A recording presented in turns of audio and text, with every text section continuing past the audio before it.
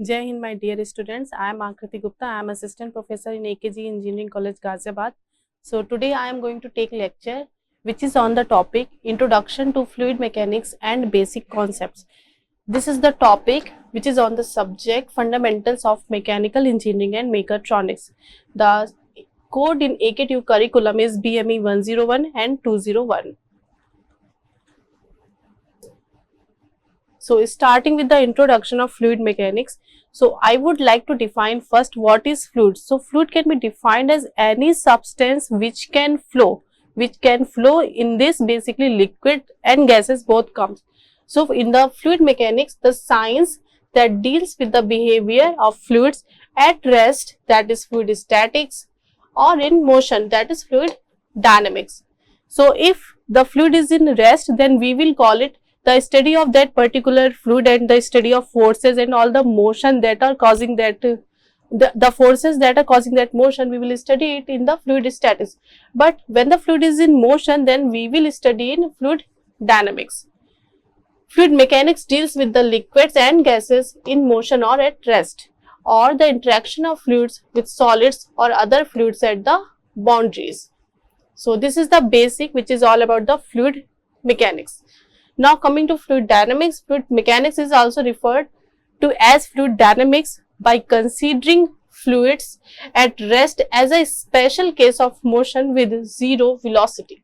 So sometimes the study of fluids is taken into consideration by assuming it as rest or with motion with zero velocity. Then we will study the fluid in fluid dynamics. So we can take this as a special case of fluid dynamics.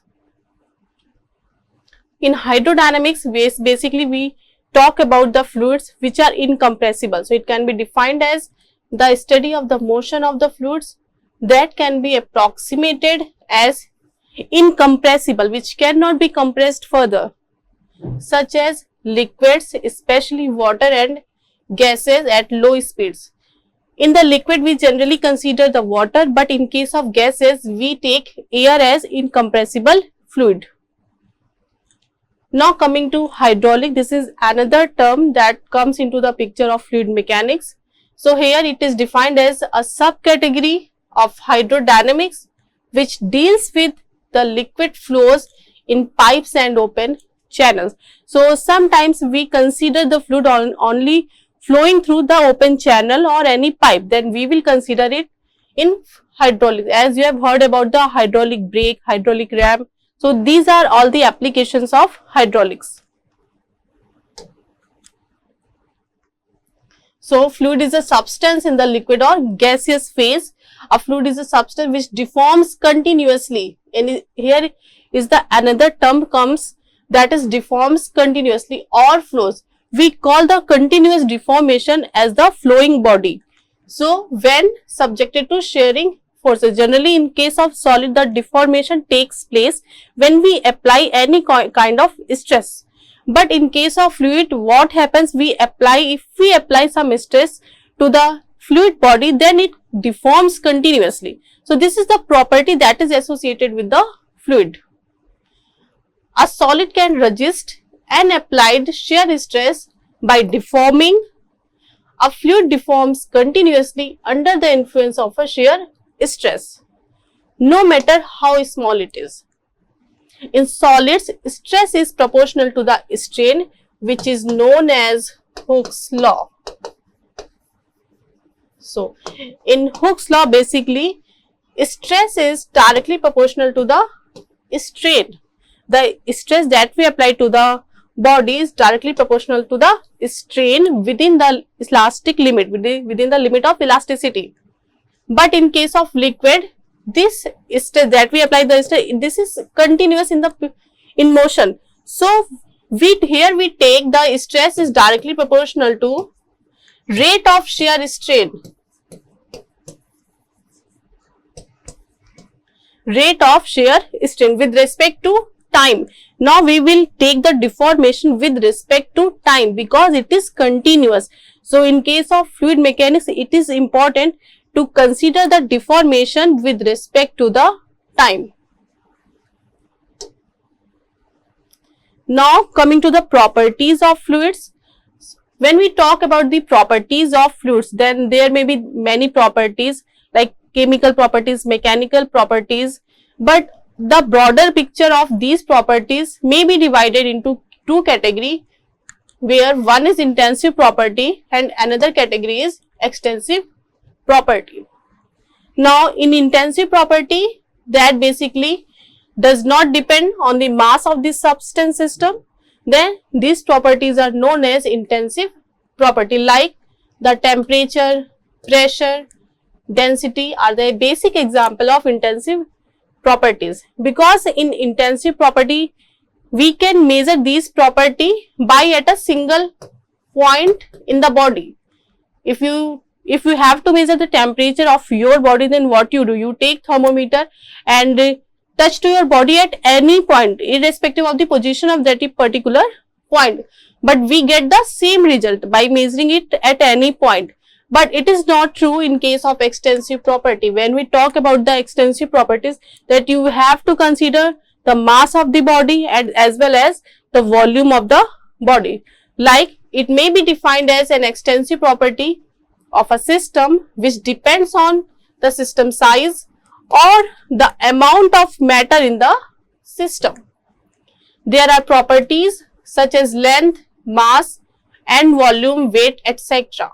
that depend on the quantity or size of the matter. So, this is important to understand here, that in case of intensive property, they don't depend on the mass of the system, but extensive property depends. These properties are called extensive property, and their value changes if the size of the quantity of matter changes. So, this is the basic difference between intensive properties and extensive property, because you cannot measure the mass or volume of any body without considering its size.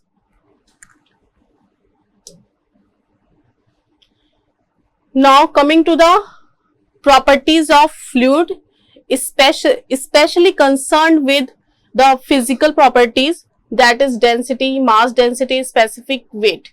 So, first let's discuss the density. The density of a substance is the quantity of matter contained in a unit volume of the substance. It can be expressed in three different ways. So, density is basically that we know is kg per meter cube. Here, yani mass per unit volume. So, in this way we will discuss here three. First is mass density. In mass density, we will take mass versus volume, then it will be known as mass density. It is represented by rho and the unit is kg per meter cube. Rho will be defined as mass upon volume. When we talk about specific weight or weight density as well as, so now we have to define the weight with respect to the volume of the system. So, we will define it. Now, in case of mass, we will take weight. So, in case of weight, we can write W will be equal to mg, and with respect to the volume, then specific volume will be defined as W is equal to rho g, because m upon v you can write the rho. So, the specific weight will come W is equal to rho g, and the weight and the unit of this specific weight is Newton per meter cube. Next is relative density, which is also known as specific gravity.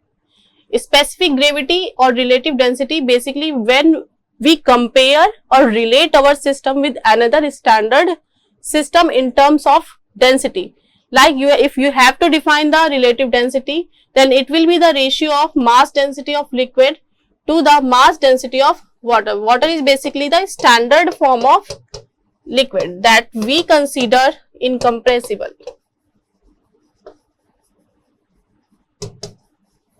So, here if we take any mass density of any gas, then we will consider here the standard form of gas that is generally taken as air. So, you have to remember this. Here it is denoted by capital S, which is defined as mass density of any liquid that we have to measure to the mass density of some standard liquid. generally the density of water as 4 degrees Celsius, which is taken as, is equal to 1000 kg per meter cube. The typical values of specific gravity for engineering applications are, for water it is 1, for mercury it is 13.5, paraffin oil is 0.8. So this is the relation between some liquid versus some standard liquid. Now another property of any fluid is specific volume. So specific volume is defined as the volume occupied by unit mass of the fluid. So it is defined by small v, which is equal to volume of fluid versus mass of the fluid, which you can see it is 1 upon rho. You can also write it. So this is the reciprocal of mass density. Now another term that is known as viscosity. This is very important property for any fluid, because viscosity defines how a liquid is flowing with respect to the friction generated by another liquid layer or any solid layer. So here we will also discuss the Newton's law of viscosity. First, let's discuss viscosity. Viscosity is the resistance offered to the movement of one layer of fluid by another adjacent layer of the fluid. Viscosity is the property of a fluid due to cohesion as well as interaction between the molecules, which offers resistance to the shear deformation. Different fluids deform at different rates under the same shear stress because of the property which is known as viscosity. Now let me explain the viscosity. As in the case of solids, the resistance force offered by solid particle is known as friction. So you can relate this friction force with this viscosity. But in case of fluid, the frictional or resistance offered by any layer of the fluid to another layer of the fluid is known as viscosity. So if we consider this a boundary or any wall, then here the velocity adjacent to this wall will be 0. As you go up, you can have the increased velocity.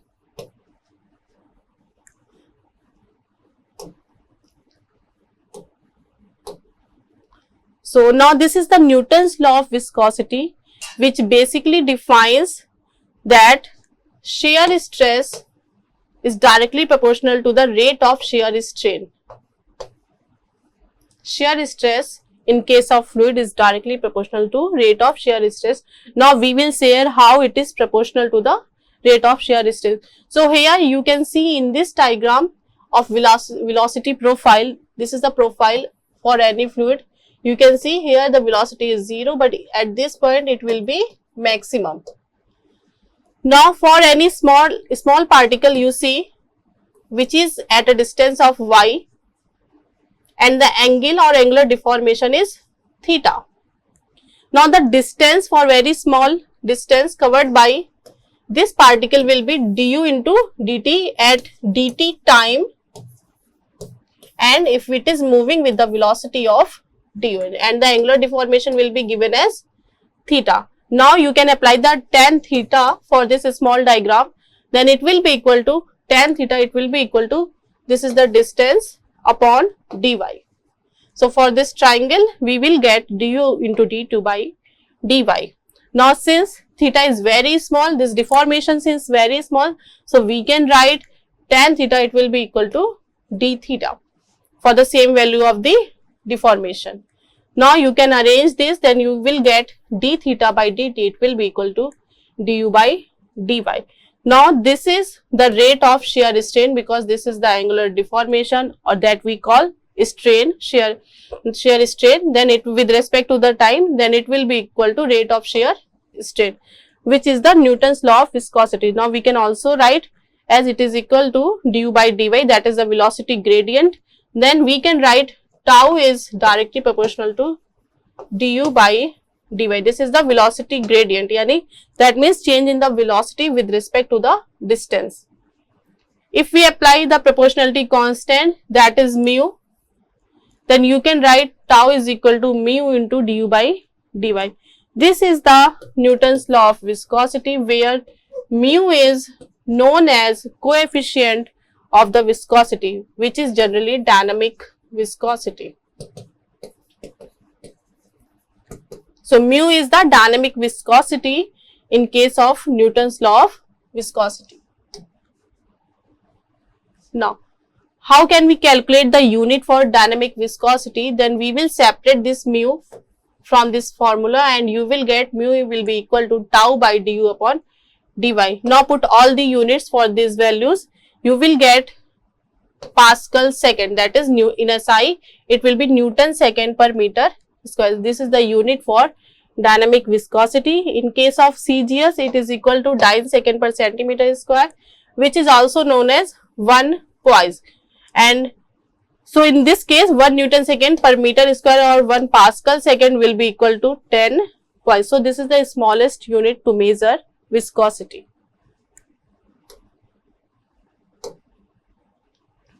Now this is another property of the fluid, that is compressibility. Compressibility of a liquid is inverse of its bulk modulus of elasticity. When we talk about the solids in volumetric strain, this is for any body, there is a change in the volume when we apply some forces. Then we talk about the bulk modulus. But in case of fluids, we talk about the compressibility when there is a deformation in any volume, which is the inverse of its bulk modulus. So here you can see, if we define the bulk modulus with the ratio of increase of pressure to the volumetric strain, then it will be the reverse of compressibility, which is equal to 1 upon K. Here the representation of any fluid which is taken into any cylinder is compressed by some piston. So P is the applied pressure which is applied on the piston, and you can see there is a change in the volume. So if there is a change in the volume, then we will definitely talk about the property of the fluid, which is known as compressibility. Okay. So in today's lecture, we discuss all the properties of the fluid and basic introduction of the fluid. In the next lecture, we will discuss the types of fluid. So thank you for today's lecture.